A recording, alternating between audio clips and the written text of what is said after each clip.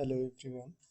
आज के इस वीडियो में अध्याय 3 कोयला एवं पेट्रोलियम एड ग्रेड अभ्यास पुस्तिका कक्षा 8वीं विषय विज्ञान की जो आपकी पुस्तक है बच्चों, ये आपके न्यू पुस्तक है 2025-26 सेशन के लिए, जो इस वर्ष आपको आपके स्कूल से मिली होगी।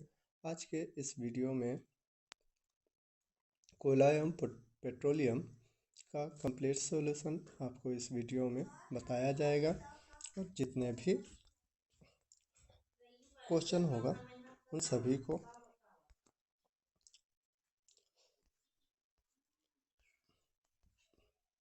समझाया जाएगा। कोयला और पेट्रोलियम में सबसे पहला पेज में है पाठ की पूर्व तैयारी, इसको अच्छे से पढ़ लेना है। इसके बाद फिर पढ़ने के बाद यहाँ वाहनों में उपयोगी ईंधन कोयला, डीजल, पेट्रोल होते हैं। ये हमें कैसे प्राप्त होते हैं, बताओ मैं कौन हूँ। इसमें कुछ ऑप्शन लिखे हुए हैं: मोमबत्ती, सूर्य का प्रकाश, ट्यूबलाइट, टार्च, लालटेन, कोयला और डीजल, पेट्रोल, डीजल। तो इनमें से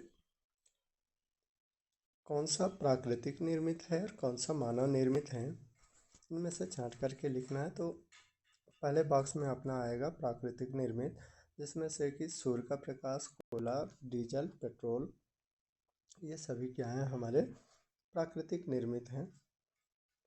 और मैं मानव निर्मित हूँ, तो इसमें इस कॉलम में आ जाएगा आपका मोमबत्ती, ट्यूबलाइट, टार्च और लालटेन। इसके बाद फिर कोलतार, coal gas, petrol, diesel, CNG, LPG और कोयला। तो ये कहाँ कहाँ उपयोग होते हैं, इनको इस कॉलम में लिखना है। तो कोक इस्पात उद्योग में होता है, कोलतार सड़क निर्माण, कोल गैस घरेलू और औद्योगिक उपयोग में होता है, पेट्रोल वाहनों में, कार एवं बाइक में, सीएनजी पर्यावरण अनुकूल वाहनों में और एलपीजी रसोई गैस वाहनों में और औद्योगिक उपयोग में, डीजल भारी वाहन, ट्रक, बस, जनरेटर और कोयला डीजल उत्पादन कोयला बिजली उत्पादन और इस्पात उद्योग में होता है। इसके बाद मेन क्वेश्चन हमारा स्टार्ट होता है यहाँ से, जो कि आपके किताब में प्रश्न क्रमांक 1 होगा।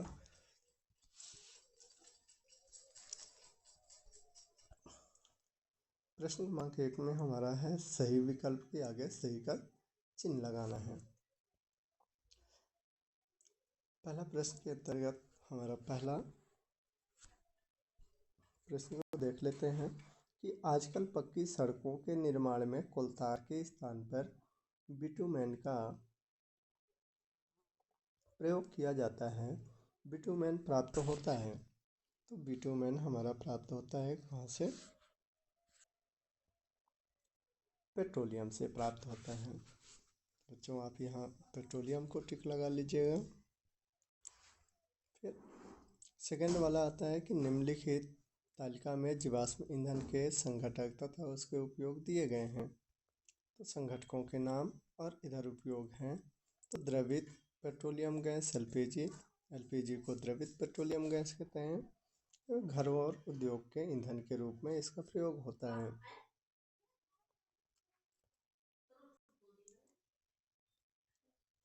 इसके बाद आ और बा है। तो नेप्थिलीन की गोलियां बनाने के लिए कौन सी संघटक होता है। और इसके बाद तीसरा है पैराफिन मोम से मोमबत्ती वैसलीन बनाने में उसका उपयोग होता है। और ब नंबर है जेट वायुयान के ईंधन के रूप में किसका उपयोग करते हैं। तो इसका सही जवाब होगा कि कोलतार और मिट्टी का तेल। कोलतार से यहाँ इस जगह पे कोलतार लिखना है और बाकी स्थान पे मिट्टी का तेल होगा। तो कोलतार से नैप्थलीन की गोलियां बनाई जाती हैं और मिट्टी के तेल से जेट वायुयान के लिए ईंधन। जेट वायुयान को एक तरह से आप समझ सकते हो लड़ाकू विमान, जो न्यूज वगैरह में चलता रहता है। जेट विमानों के बारे में वहाँ देखे होंगे। ये जेट वायुयान युद्ध के लिए, सेनाओं के युद्ध के लिए इसका उपयोग किया जाता है। तो मिट्टी का तेल जेट वायुयान के ईंधन के लिए किया जाता है। तीसरा है, प्रकृति में जीवाश्म ईंधन सीमित है, अति आवश्यक होने पर ही हमें इसका उपयोग करना चाहिए। इनका उपयोग कम करने से हमें क्या लाभ होगा? तो इसका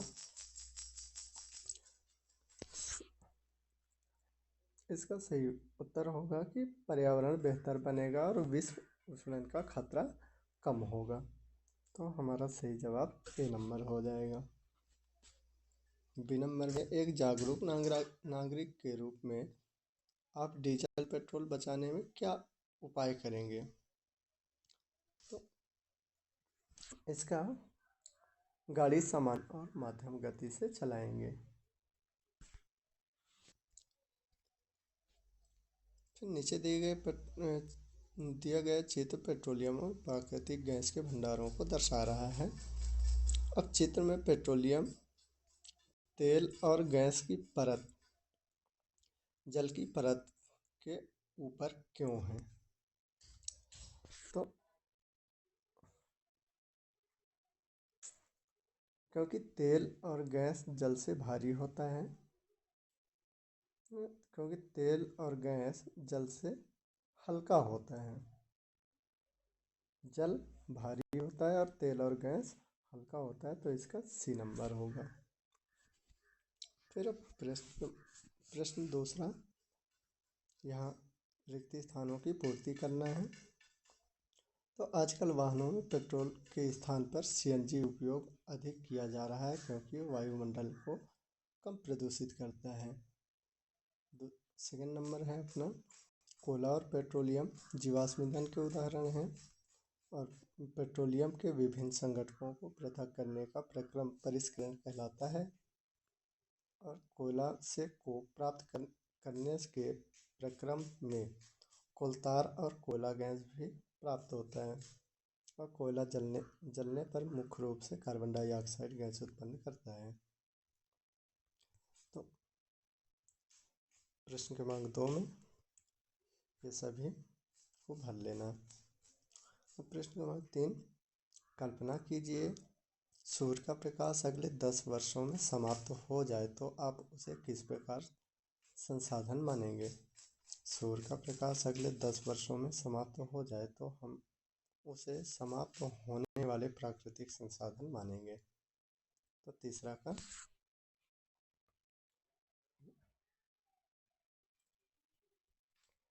तीसरे के उत्तर में हमें इसको लिख लेना है। आगे चौथा प्रश्न, ये चंद्रमा पृथ्वी का उपग्रह होते हुए भी वहाँ पर जीवाश्म ईंधन की अनुपस्थिति है। इसके संबंधित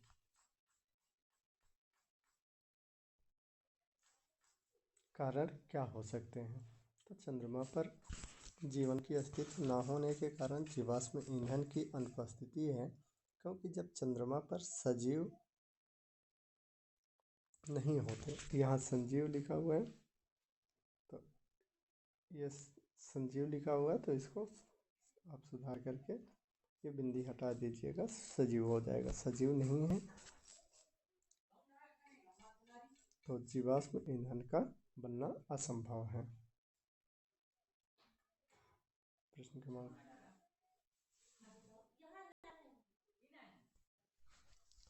अगला प्रश्न हमारा, सीएनजी तथा एलपीजी का पूरा नाम लिखिए।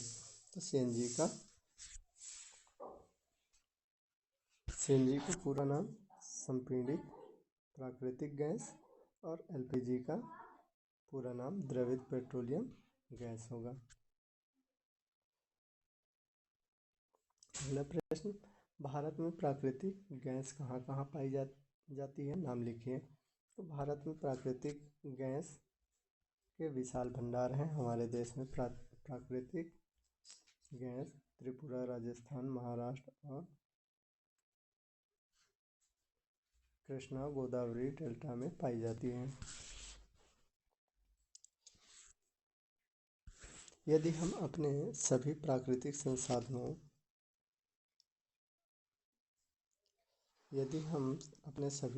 संसाधनों का निरंतर उपयोग करते रहें तो क्या होगा।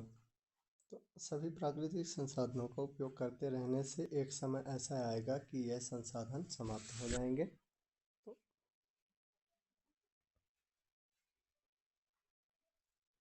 सातवां के प्रश्न में इनको सातवां का उत्तर में इसको लिखना है।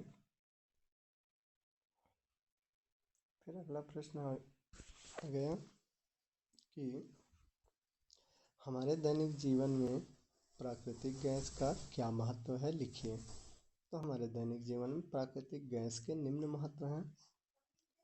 पहला है कि घरों और कारखानों में सीधा जलाया जा सकता है, और दूसरा है वाहनों में ईंधन के रूप में उपयोग किया जाता है, और तीसरा यह सस्ता, सरल उपयोग व प्रदूषण रहित होते हैं। तो हमारे 8वें नंबर के उत्तर हमारे ये सभी को लिख लेना है।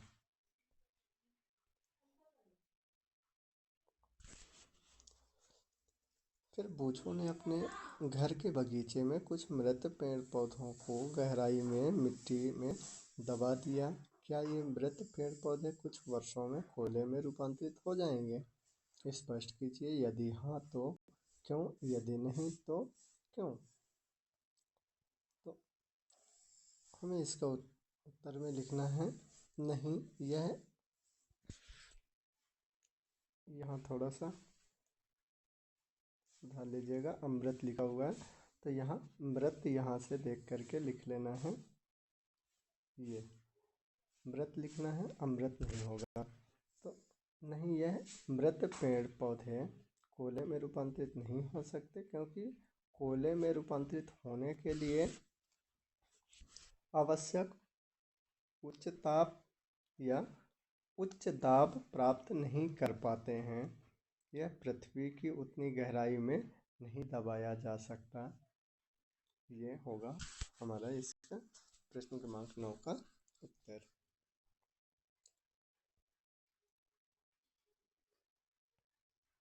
प्रश्न क्रमांक 10 में विभिन्न संगठकों के नाम तथा उनके उपयोगों को सूचीबद्ध करें। तो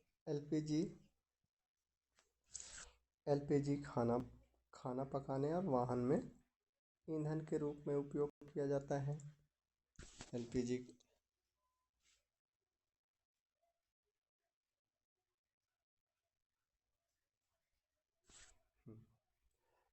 का उपयोग यहाँ लिख लेना कि ये हमारे संघटक हैं, ये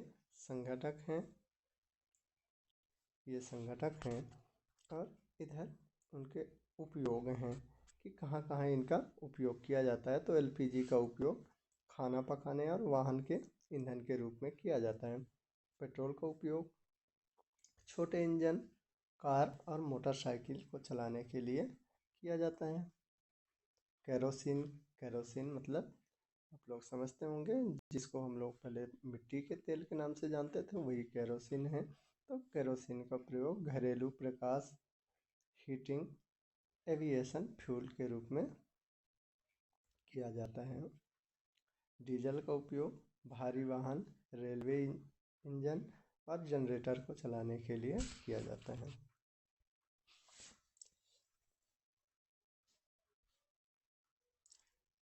तो ये जीवाश्म ईंधन की उपलब्धता लंबे समय तक किस प्रकार रख सकते हैं। तो जीवाश्म ईंधन की उपलब्धता लंबे समय तक केवल तभी संभव है जब हम इसका विवेकपूर्ण उपयोग करें और इसके सदुपयोग के लिए जनजागृति लाएं, अन्यथा यह शीघ्र ही समाप्त हो जाएगी।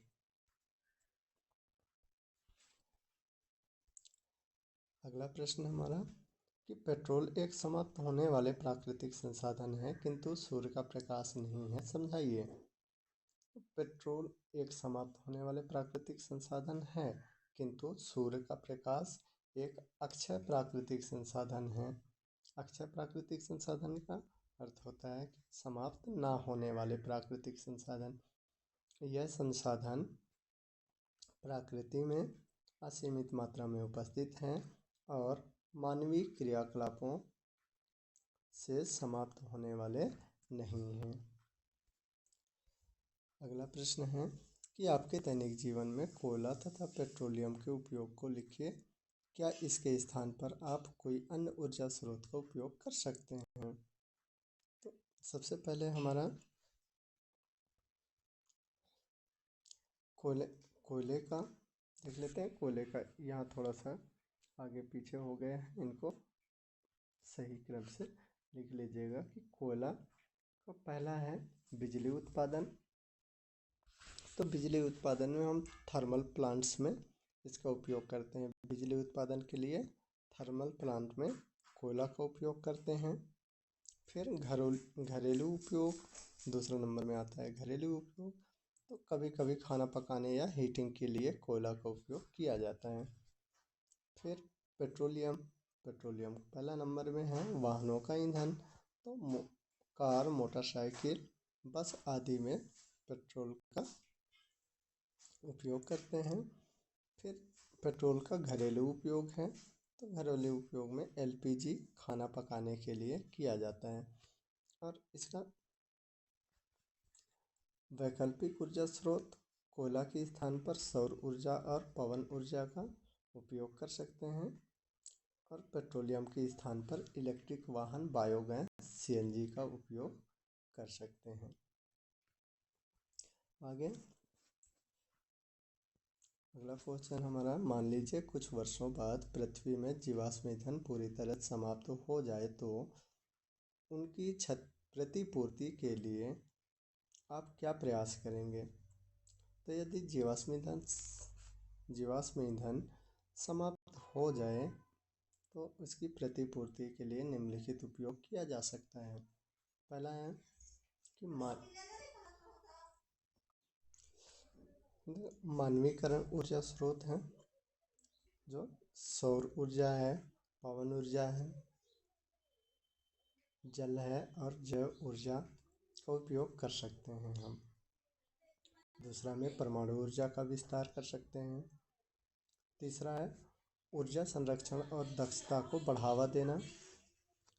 चौथा है उन्नत बैटरी और ऊर्जा भंडारण तकनीकी का विकास। पांचवा हाइड्रोजन ईंधन का उपयोग। और छठवां है जैव ईंधन और संवहनी कृषि। अगला प्रश्न है पेट्रोलियम का निर्माण किस प्रकार होता है, लिखिए। तो पेट्रोलियम का निर्माण समुद्री जीवों और पौधों के अवशेषों के लाखों वर्षों तक उच्च दाब में बदलने से होता है। यह अवशेष समुद्र के तल में दब जाते हैं और समय के साथ जैविक और रासायनिक प्रक्रियाओं के माध्यम से तेल और गैस में परिवर्तन हो जाते हैं।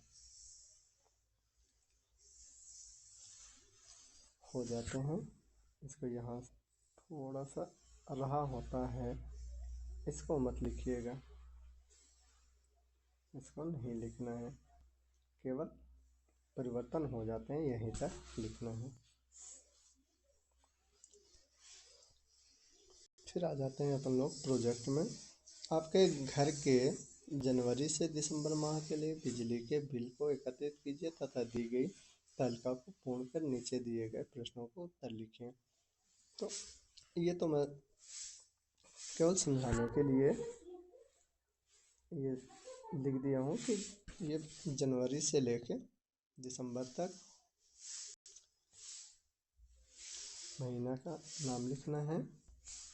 इसके बाद यहाँ आप अपने घर के बिजली बिल में देख लीजिएगा कि बिजली बिल में आपके हर महीने कितने यूनिट बिजली खपत होता है और उसका बिल कितना आता है। तो उसको देख करके आप लिख सकते हैं और यहाँ से भी लिख सकते हैं। ये थोड़ा सा लिख लीजिएगा कि ये छोटा हो गया थोड़ा सा।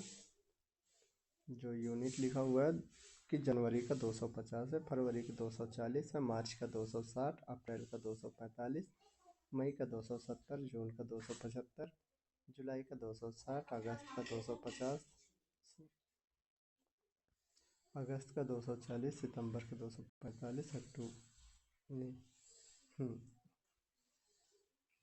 अक्टूबर का 245 और नवंबर का 260, दिसंबर का 275, ऐसे लिख लीजिए। और इधर फिर जो ये बिल राशि है तो इसको राशि को भी इसमें लिख लेना। ये इसके बाद यहाँ पहला प्रश्न है कि किन किन माह में बिजली बिल की राशि कम आई। तो यहाँ फरवरी, अप्रैल, सितंबर और अक्टूबर में बिजली बिल की राशि कम आई है। फिर किन माह में बिजली बिल का व्यय अधिक हुआ। तो जून और दिसंबर में बिजली का व्यय अधिक हुआ है। अगला है कि बिजली बिल जिन माह में अधिक आया उसका क्या कारण है। तो इसका कारण होगा क्योंकि इन माह में गर्मी के कारण कूलर, यहाँ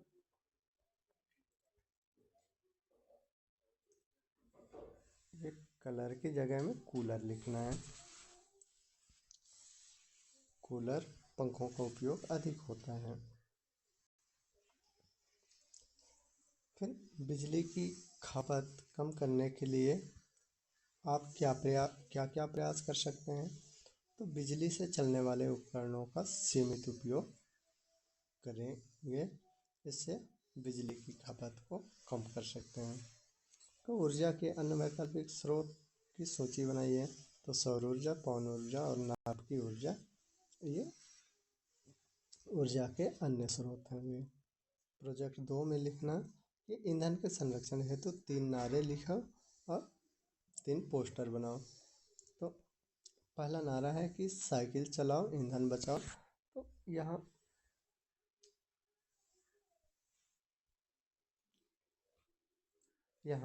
ये हमारा नारा हो गया। और यहाँ पास आपको साइकिल चलाते हुए व्यक्ति का एक पोस्टर बना देना है, चित्र बना देना है। पवन ऊर्जा अपनाओ ईंधन बचाओ, ये हमारा दूसरा नारा है। और तीसरा नारा सौर ऊर्जा का करो उपयोग, ईंधन का न करो दुरुपयोग। ये 3 नारे हो गए। यहाँ पवन ऊर्जा का चित्र बना देना और यहाँ सूर्य का चित्र बना देना है। ये अध्याय 3 का हमारा कंप्लीट हो गया। अब जो बच्चे नए होंगे और पहली बार देख रहे होंगे वो चैनल को सब्सक्राइब कर दें और लाइक कमेंट्स जो भी पूछना है आप कमेंट्स में पूछ सकते हैं। धन्यवाद।